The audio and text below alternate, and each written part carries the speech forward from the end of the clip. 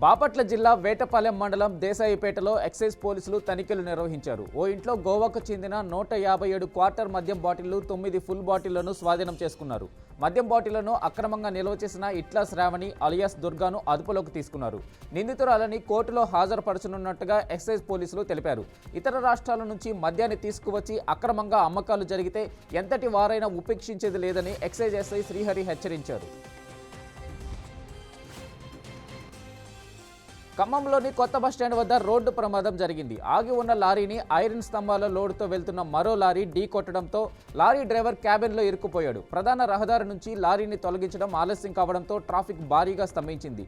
Traffic నియంత్రణకు పోలీసులు శ్రమించాల్సి వచ్చింది. పోలీసుల నిర్లక్ష్యం వల్లనే ప్రమాదం జరిగినట్లు స్థానికులు తెలిపారు. ఇదే బస్టాండ్ ఎదురుగా వారం రోజులలోపు 2 ఘటనలు చోటు చేసుకున్నట్లు స్థానికులు తెలిపారు.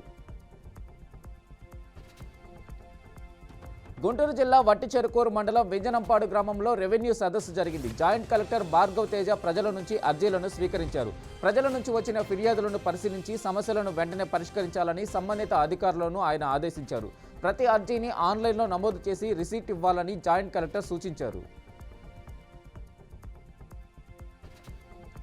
లగచర్ల రైతులు అరెస్ట్ అయినప్పటి నుంచి బెయిల్ కోసం కోర్టులో పోరాడుతున్నామని రైతుల తరపు న్యాయవాదులు తెలిపారు. మాజీ ఎమ్మెల్యే నరేందర్ రెడ్డితో పాటు మరో 4 రైతులు చర్లపల్లి జైలు నుంచి విడుదలయ్యారు. అరెస్ట్ అయిన 36 రోజుల తర్వాత నాంపల్లి కోర్టు బెయిల్ మంజూరు చేసిందని న్యాయవాదులు తెలిపారు. రైతులపై ఉన్న కేసులు కొట్టేసేందుకు కోర్టుల్లో పోరాడుతామన్నారు. లగచర్ల బాధితులకు కేటీఆర్ బీఆర్ఎస్ లీగల్ టీం అండగా ఉంటుందని న్యాయవాదులు తెలిపారు. భూ సంబంధిత సమస్యలపై దృష్టి సారించి వాటిని త్వరితగతిన పరిష్కరించాలని జిల్లా కలెక్టర్ చెదలవాడ నాగరాణి ఆదేశించారు. పశ్చిమ గోదావరి జిల్లా ఉండి మండలం పాందువ గ్రామంలో రెవెన్యూ సదస్సులో ఆయన పాల్గొన్నారు. భూ సమస్యల శాశ్వత పరిష్కారానికి ప్రభుత్వం ప్రత్యేక కార్యాచరణను రూపొందించిందన్నారు.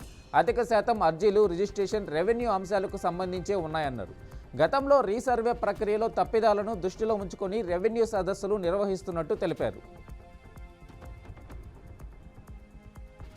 సిఆర్డీఏ కార్యాలయంలో పురపాలక శాఖ మంత్రి నారాయణతో విద్యుత్ శాఖ మంత్రి గొట్టిపాటి రవికుమార్ సమావేశమయ్యారు. అద్దంకి పురపాలక సంఘం అభివృద్ధిపై మంత్రి నారాయణతో ఆయన చర్చించారు.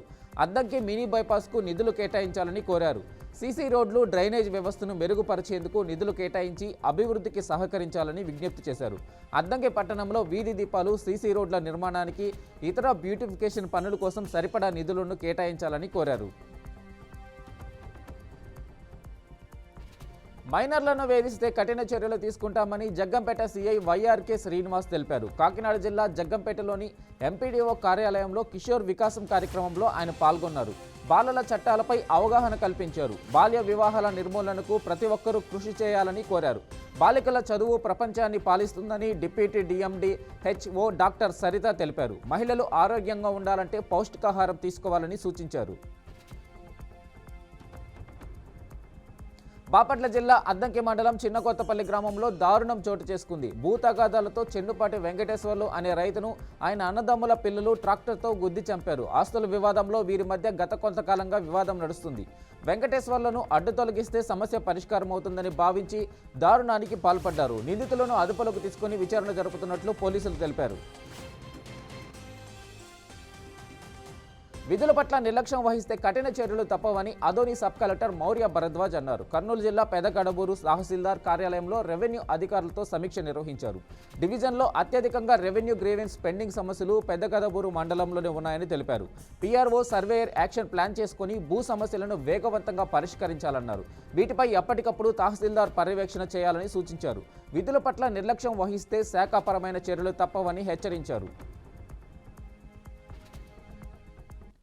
ఎన్టీఆర్ జిల్లా గూడవల్లి జాతీయ రహదారిలో అగ్ని ప్రమాదం జరిగింది. ఓ హోటల్లో ఒక్కసారిగా గ్యాస్ సిలిండర్లో మంటలు చెలరేగాయి.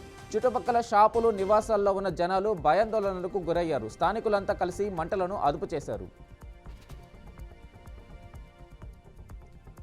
అనకాపల్లి పట్టణ పోలీస్ స్టేషన్ వార్షిక తనిఖీల్లో భాగంగా జిల్లా ఎస్పీ తుహిన్ సిన్హా తనిఖీలు నిర్వహించారు. పోలీస్ స్టేషన్లో రికార్డులను క్షుణ్ణంగా పరిశీలించారు. పోలీస్ స్టేషన్ పరిసరాలను పరిశుభ్రంగా ఉంచుకోవాలని సూచించారు. పెండింగ్ కేసులు, దర్యాప్తు జరుగుతున్న విధానం, పురోగతి గురించి ఆరా తీసి సదరు కేసుల ఛేదింపునకు దోహదపడే దర్యాప్తు విధి విధానాలపై దిశానిర్దేశం చేశారు. ఛార్జిషీట్ ఫైల్ చేసిన కేసుల్లో కోర్టుల్లో ట్రయల్ త్వరితగతిన పూర్తి చేసి ముద్దాయిలకు శిక్ష పడేటట్లు పలు సూచనలు ఇచ్చారు.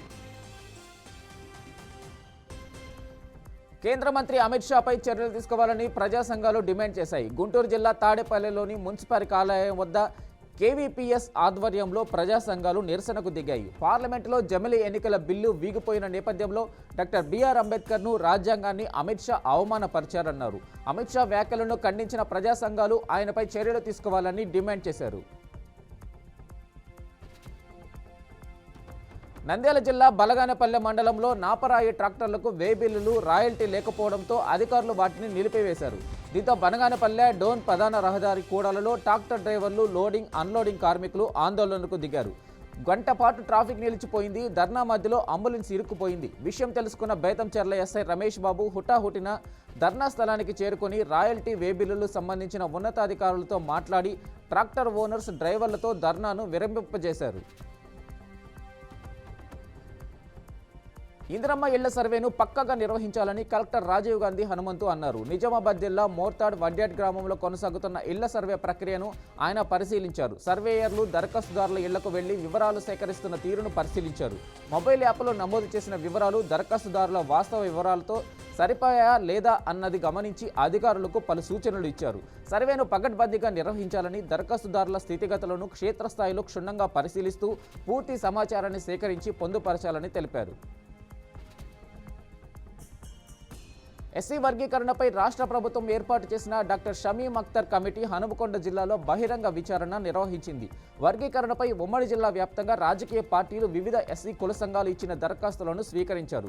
రాష్ట్రంలోని అన్ని ప్రాంతాల కుల సంఘాల అభ్యర్థనలు, వినతులు సేకరించి ప్రభుత్వానికి పూర్తి స్థాయి నివేదిక అందిస్తామన్నారు. వివిధ ఎస్సీ కుల సంఘాల నుంచి 135 వినతులు, అభ్యర్థనలను వచ్చినట్లు జస్టిస్ షమీమ్ అఖ్తర్ తెలిపారు. వ్యవసాయంపై ప్రతి ఒక్కరూ దృష్టి సారించాలని శాసనసభ స్పీకర్ చింతకాయల అయ్యన్న పాత్రుడు అన్నారు. అనకాపల్లి జిల్లా మర్రిపాలెం గ్రామంలో ధాన్యం కొనుగోలు కేంద్రాన్ని ఆయన ప్రారంభించారు. సేంద్రీయ వ్యవసాయంతో పండించిన స్టాళ్లను ఆయన సందర్శించారు.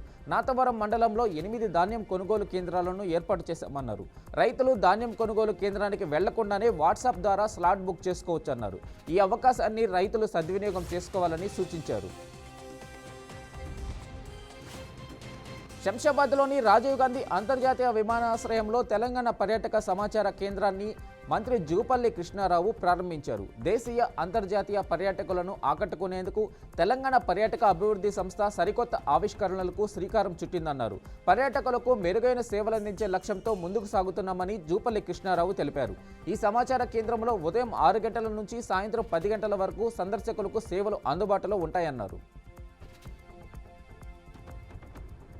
తమ సమస్యలను అసెంబ్లీలో ప్రస్తావించిన ఎమ్మెల్యే మురళీ నాయక్కు మహబూబాబాద్ జిల్లా సీతానగరం గ్రామ ప్రజలు కృతజ్ఞతలు తెలిపారు. నెక్కొండ వ్యవసాయ market vice chairman Naresh Reddy ఆధ్వర్యంలో ఆయన చిత్రపటానికి పాలాభిషేకం చేశారు. సీతానగరం గ్రామ ప్రజలు వ్యవసాయ భూములకు సరైన పట్టాలు లేక ఇబ్బందులు పడుతున్నారని అసెంబ్లీలో ఎమ్మెల్యే మురళీ నాయక్ ప్రస్తావించారు. తక్షణమే పట్టాలు అందేలా కృషి చేయాలని కోరడంపై గ్రామస్తులు హర్షం వ్యక్తం చేస్తున్నారు. ఎన్నికల నిర్వహణకు ఓటరు జాబితా కీలకమని ఎన్నికల జాబితా పరిశీలకుడు డైరెక్టర్ ప్రవీణ్ కుమార్ అన్నారు. విశాఖ కలెక్టరేట్లో ఈఆర్ఓలు, రాజకీయ పార్టీల ప్రతినిధులతో ఓటరు జాబితా సంక్షిప్త వివరణ 2025 ప్రక్రియపై సమీక్షించారు. ఓటరు జాబితా తయారీలో అధికారులు అప్రమత్తంగా ఉండాలన్నారు. పెండింగ్ దరఖాస్తులను వెంటనే పరిష్కరించాలన్నారు. ప్రజల నుంచి వచ్చే వినతులకు నిర్ణీత సమయంలో నాణ్యమైన పరిష్కారం చూపాలన్నారు. పలు అంశాలపై ఆయన మార్గదర్శకాలు జారీ చేశారు.